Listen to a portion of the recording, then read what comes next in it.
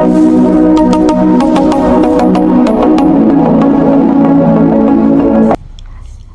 à tous et coucou à toutes, bienvenue sur la chaîne, bienvenue sur Réveille le Phénix.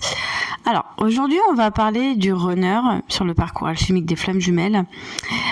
Pas juste du fait qu'il fuit, mais on va surtout parler de ce qu'il fait, ce qui fuit vraiment en fait le runner. Je vous parle vraiment en connaissance de cause parce que voilà, je suis runneuse, je l'ai été, enfin plus ou moins je l'ai été plutôt parce que là c'est plus trop le cas, mais j'avais vraiment envie de vous parler de comment nous on vit les choses à l'intérieur et un peu pour vous faire comprendre à vous les chasers comment on fonctionne, quel est notre fonctionnement.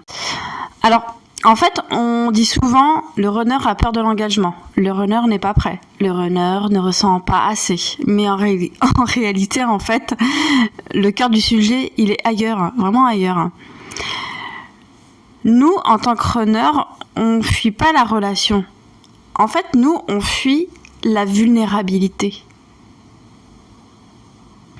En fait, on fuit la vulnérabilité parce que dans notre enfance, dès qu'il fallait qu'on parle de nos sentiments, de nos émotions, dès qu'on devait vraiment se montrer tel qu'on est, il nous arrivait des choses assez lourdes.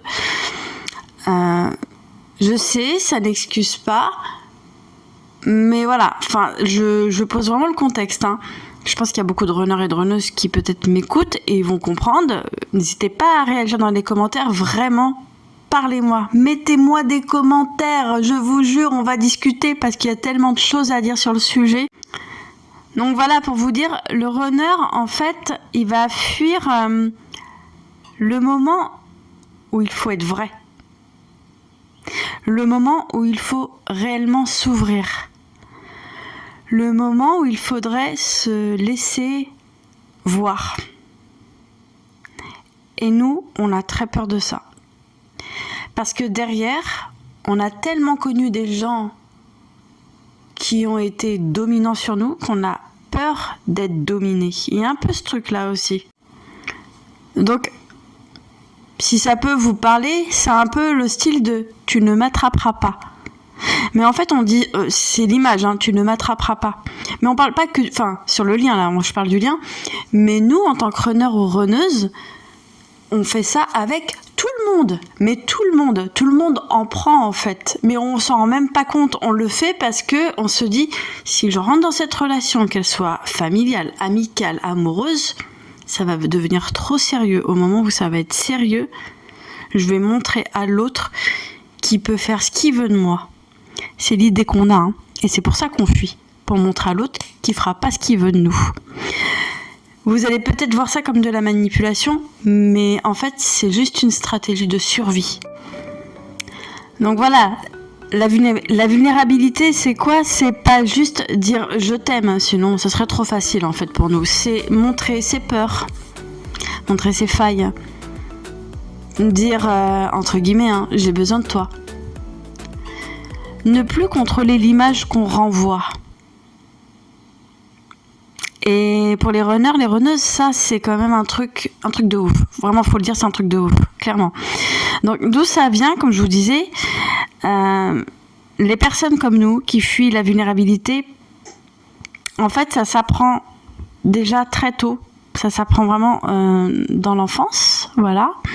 Donc nous, quand on a été enfant, dès qu'on pleurait, dès qu'on s'exprimait, bah, on nous regardait même pas. On n'était pas regardés. On n'était même pas écoutés. Et je crois que c'était surtout ça qu'on attendait, de l'écoute. On n'a pas eu d'écoute. Aucune écoute. Père, mère, sœur, frère, grand-père, oncle, grand-mère, tante, tout le monde. Personne nous écoutait. Personne n'a voulu nous écouter. Quand on commençait à parler de nos émotions, ou même quand on regardait les personnes de notre famille et qu'on commençait à avoir les larmes aux yeux, tout de suite on nous regardait de haut. On était regardés de haut. Donc quand on a eu ce genre de comportement face à qui on est réellement, on commence réellement à se dire, en fait, ce qu'on doit faire, c'est ne rien montrer. On ne doit pas parler, on ne doit pas dire ce qu'on ressent. Donc forcément, dans le lien de flammes jumelles, on se dit l'autre, si mon papa et ma maman m'ont fait la même chose, l'autre fera pareil en fait. Donc voilà, donc pour nous les runners, les runneuses, la vulnérabilité, c'est pas juste dire je t'aime, hein, c'est montrer ses peurs, montrer ses failles, dire à l'autre j'ai besoin de toi. Et c'est aussi tenter de ne plus contrôler l'image qu'on renvoie. Et pour certaines personnes, ça c'est un truc de ouf, faut le dire quand même. Donc d'où ça vient tout ça? Ça vient très souvent de l'enfance, déjà très très tôt. Donc quand on a été enfant, nous, runners, runneuses, dès qu'on pleurait, dès qu'on montrait nos émotions, dès qu'on s'exprimait un tout petit peu, ne serait-ce juste un tout petit peu, parce qu'il faut pas oublier que nous, en tant que runners, runneuses, nous venons tous, enfin je dis tous, je généralise, mais pratiquement tous d'une famille où tout ce qui était émotion, dès qu'il fallait parler de ses émotions, dire son ressenti, être nous en fait tout simplement, juste être soi. Et c'était pas accueilli. On était tout de suite, je sais pas. En fait, il faudrait que je vous trouve un exemple, mais un exemple concret. On va aller dans ce que je connais, l'expérience. Dès qu'on exprimait quelque chose, dès qu'on était nous-mêmes, on pouvait avoir ce genre de comportement face à nous. C'est-à-dire qu'on pouvait avoir une sœur ou un frère partir de la maison, claquer la porte. Une mère claquer la porte dès qu'elle nous voyait être nous-mêmes. Donc ce genre de comportement, nous, c'est imprimé dans la tête et on se dit, ok, donc si mon parent là claque la porte, dès que je commence à être moi-même, qu'est-ce qui va se passer dans ma relation, dans mon lien? Je dis tout ça pour que vous puissiez nous comprendre, nous, runners, runneuses. On a vécu ça, donc forcément, je vais pas dire que c'est normal, mais c'est notre fonctionnement. On se dit, on va pas être nous-mêmes. Comme ça, on peut être sûr que l'autre va rester près de nous. Et donc, peut-être que vous allez voir ça comme de la manipulation, mais en fait, pour nous, c'est juste une stratégie de survie. C'est pas du tout de la manipulation, c'est une stratégie pour rester encore en vie. Et donc, pour faire un raccourci, c'est que nous, on se dit après, se montrer, ça ne sert à rien au final. C'est inutile de se montrer tel qu'on est. Donc, forcément, après, la vulnérabilité devient inutile, voire même inconfortable. Et plus tard, quand quelqu'un veut vraiment nous connaître, ça bloque. Après, il y a une autre, on va dire, dynamique, c'est aussi l'instabilité émotionnelle. Quand nous, par le passé, en fait, dès qu'il y avait de l'amour autour de nous, mais que l'amour n'était pas toujours stable et que ça changeait. Ça veut dire qu'on pouvait voir chez un de nos parents, ou les deux, un jour on voyait de la proximité, on voyait des câlins, on voyait de l'attention, et le lendemain de la distance, de la froideur de notre parent. Nous, qu'est-ce qu'on comprend? On comprend que, si je m'attache trop là, je peux être blessée. Donc plus tard ça donne quoi? Vulnérabilité égale danger. Je sais pas si vous captez un peu le truc, mais voilà, c'est un peu comme ça qu'on voit les choses de l'intérieur. On se dit, plus on va se montrer tel qu'on est, plus il y a danger. Il y a aussi une autre dynamique, c'est l'amour sous condition en fait. Ça devient plus une relation gratuite mais transactionnelle, faut le dire. C'est quand nous, nous, runners, runneuses, dans notre enfance, on a été aimés surtout quand tout allait bien, quand on répondait aux besoins, aux attentes de tout le monde. Je parle pas que des parents, en fait, je parle beaucoup des parents, mais ça peut être les frères, les sœurs aussi. Quand on répondait à leurs besoins, à leurs attentes, à eux, tout se passait bien. Mais dès qu'on pouvait nous commencer à se choisir, à mettre des limites, là on était on était rejeté, quoi. On était mis de côté, carrément. Donc on apprend quoi? Être vulnérable égale risquer de perdre l'amour. Donc plus tard ça donne quoi? On cache. On essaye de garder la distance pour se protéger. le contrôle. On veut garder la maîtrise. On pense que plus on va garder la maîtrise, plus les choses vont pas nous échapper. Putain, c'est encore un leurre. C'est encore un leurre. Ensuite, la quatrième dynamique, c'est trop d'intrusion. Et alors là, ce point-là, je voulais vraiment en parler parce que, et encore plus quand on a vécu dans un climat incestueux, et ben l'intrusion, voilà, ça, fallait que je l'amène sur le tapis.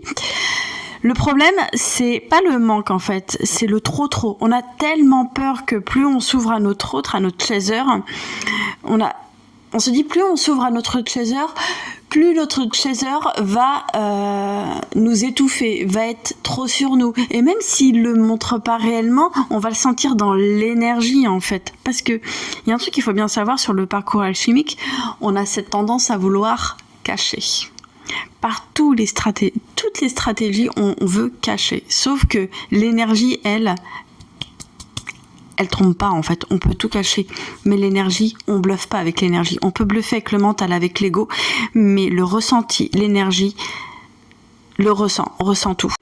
Et donc, nous, en fait, en tant qu'enfants, eh ben, on a pu se dire par moment, d'accord, donc si c'est comme ça veut dire que si je m'ouvre, je perds mon espace. J'ai plus d'espace. On rentre dans mon espace.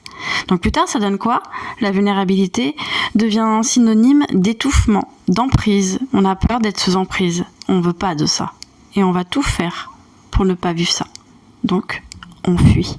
On fuit chaque personne qui veut nous étouffer. Et je vous dis ça parce que on parle du lien, mais encore une fois, je vais le dire, c'est dans toute la sphère. Toutes les sphères de vie. On fuit les amitiés où on sent que en face de nous, on a quelqu'un de dominant. Alors là, on se dit, mon petit coco, ma petite cocotte, moi, tu vas pas me dominer, donc je me tire, je fuis, je te fuis.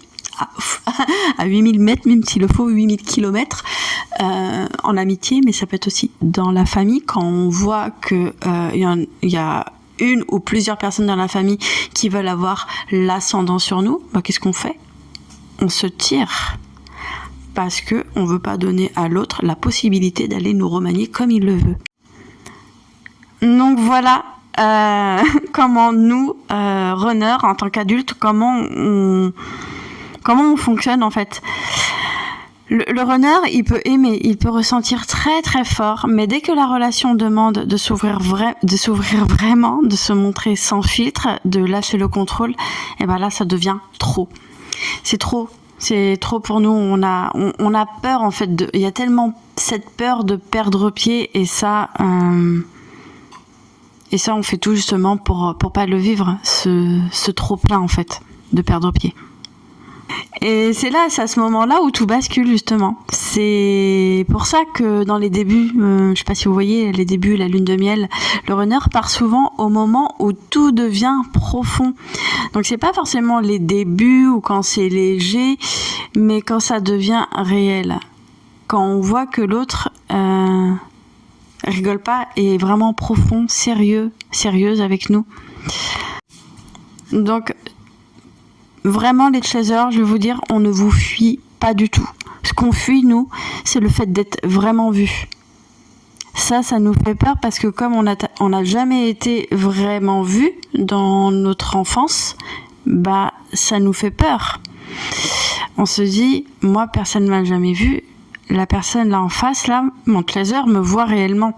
Et ça fait peur parce qu'on se dit, j'ai jamais eu l'habitude, même ma propre mère ou ma propre grand-mère ne m'a pas vue.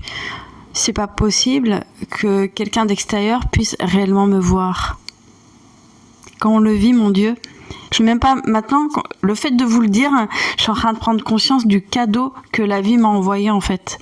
Quelqu'un qui m'a réellement vu, qui a vu mon âme en fait. Donc voilà, on a peur de ça. Le runner, il fuit ça, il fuit la peur d'être réellement vu, d'être touché émotionnellement. Et oui, dès qu'on parle des émotions, il n'y a plus personne. Et on peut même, on va dire, se cacher derrière le masque de l'humour aussi, je le dis, hein, parce que c'était pendant très longtemps mon cas. Et le troisième point, c'est que on fuit aussi le fait de ne plus pouvoir se cacher. Eh oui, parce que nous, on a cette tendance à vouloir cacher. Et donc, on ne vous fuit pas. On ne vous fuit pas, Chaser. On fuit la vulnérabilité. Parce qu'on se dit, si on est vulnérable, et ça je le disais aussi dans une de mes stories sur Instagram il y a ces derniers temps, si on est vulnérable, on se dit qu'on va être bouffé comme un petit moineau en fait. Donc on veut pas montrer ça.